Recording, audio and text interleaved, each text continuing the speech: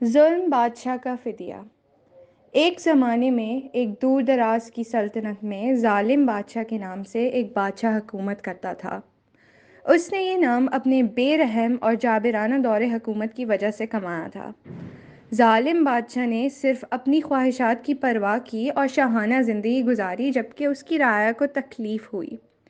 اس نے ان پر بھاری ٹیکس لگایا اور ان لوگوں پر رحم نہیں کیا جنہوں نے اپنی شکایات پر آواز اٹھانے کی ہمت کی۔ جیسے جیسے سال گزرتے گئے، بادشاہی مایوسی میں پڑ گئی۔ لوگ خوف، غربت اور ناامیدی میں زندگی گزار رہے تھے۔ تاہم اس تکلیف کے درمیان فرید نامی نوجوان ابھرا۔ وہ اپنی دانش مندی، ہمدردی اور اپنے اٹل یقین کے لیے جانا جاتا تھا کہ دلوں کا سب سے ظالم بھی بدل سکتا ہے۔ فرید نے ظالم بادشاہ کا مقابلہ کرنے کا فیصلہ کیا۔ اس کا خیال تھا کہ بادشاہ کو اس کے اعمال کا نتیجہ دکھا کر وہ اس کے اندر کی غیر فعال نیکی کو جگا سکتا ہے۔ فرید دل میں ہمت لے کر محل کے دروازے کے قریب پہنچا۔ محل میں پہنچ کر فرید کو فوراً محافظوں نے پکڑ لیا اور بادشاہ کے سامنے لایا۔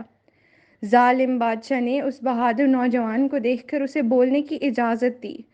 فرید نے لوگوں کو درپیش مصائب اور مشکلات کی داستانیں سنانی شروع کر دیں۔ اس نے بتایا کہ کس طرح ایک زمانے کی خوشحال سلطنت بادشاہ کے دور میں تباہی کا شکار ہو گئی تھی۔ اس نے اس مایوسی کی ایک واضح تصویر پینٹ کی جس نے زمین کو اپنی لپیٹ میں لے رکھا تھا۔ حیرت کی بات یہ ہے کہ ظالم بادشاہ نے غصے سے رد عمل ظاہر کرنے کی بجائے بات سنی۔ اس نے اپنے دربار میں کبھی کسی سے ایسے الفاظ نہیں سنے تھے۔ فرید کے خلوص نے اس کے اندر ایک ایسا راگ چھو لیا جو طویل عرصے سے غیر فعال تھا۔ دن ہفتوں میں بدل گئے جب فرید محل میں آتا رہا، لوگوں کے مصائب اور بادشاہی کی حالت زار کی کہانیاں سناتا رہا۔ آہستہ آہستہ لیکن یقینی طور پر بادشاہ بدلنے لگا۔ اس نے اس تکلیف کا مشاہدہ کرنا شروع کیا جو اس کی وجہ سے ہوا تھا اور اس کے اعمال نے اس کی رعایا کو جو تکلیف دی تھی۔ ایک دن ظالم بادشاہ نے ایک اہم فیصلہ کیا۔